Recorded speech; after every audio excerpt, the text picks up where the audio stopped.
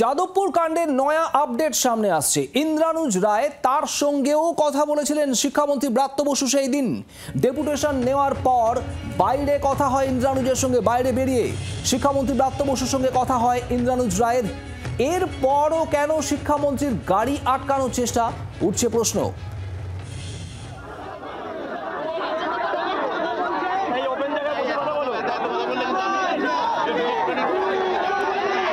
Exclusive ছবি আপনারা দেখছেন জি 24 ঘন্টায়, যেখানে দেখা যাচ্ছে ব্রাত্য বসু শিক্ষামন্ত্রী তিনি উপস্থিত রয়েছেন এবং যেখানে যত ছাত্র পড়ুয়ারা রয়েছেন সেখানে রয়েছেন ইন্দ্রানুজও। কথা হয় শিক্ষামন্ত্রীর সঙ্গে, যে ছবি দেখা যাচ্ছে।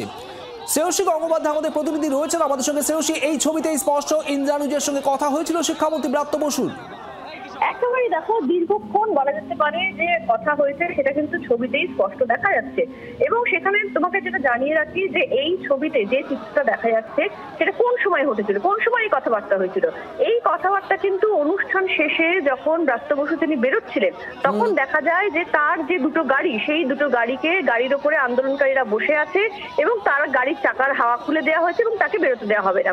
যখন ব্রাত্য বসু হেঁটে হেঁটে বেরোন এবং বেরোনোর পরে কার্যত দেখা যায় যে এক্ষেত্রে সেই সময় কিন্তু আন্দোলনকারীরা তার মুখোমুখি হয় এবং তখনই কিন্তু ইন্দ্রানুজের সঙ্গে দীর্ঘক্ষণ কথা হয় তার।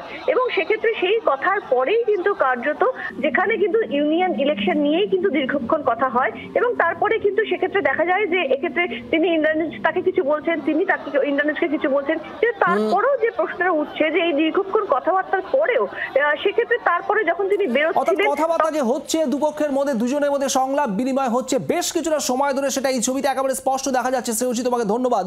আপনারা সেই ছবি দেখছেন যাদবপুরের সেই দিন যেদিন এই গোটা বিতণ্ডার সূত্রপাত হয়। সেখানে শিক্ষামন্ত্রী ব্রাত্য বসু কথা বলছেন, পড়ুয়ারা রয়েছেন অনেকে এবং তাদের মধ্যে রয়েছেন এই ইন্দ্রানুজ রায়ও। সৃজন ভট্টাচার্য তিনি কি বলেছেন শোনাবো। ব্রাত্যবাবু কথা বলে তো আমি দেখলাম পিছনের দিকে ঘুরলেন না, অন্যদিকে গেলেন, অন্তত যাওয়ার মতো একটা অ্যাপ্রোচ করলেন। বা বাকি যারা তৃণমূলের অধ্যাপক নেতা তারাও তো একটা অন্য ডিরেকশনে যাওয়ার চেষ্টা করলেন।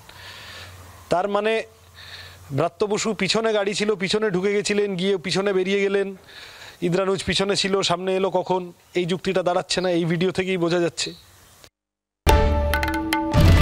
বাংলার আওয়াজ, বাঙালির আবেগ, জি 24 ঘন্টা।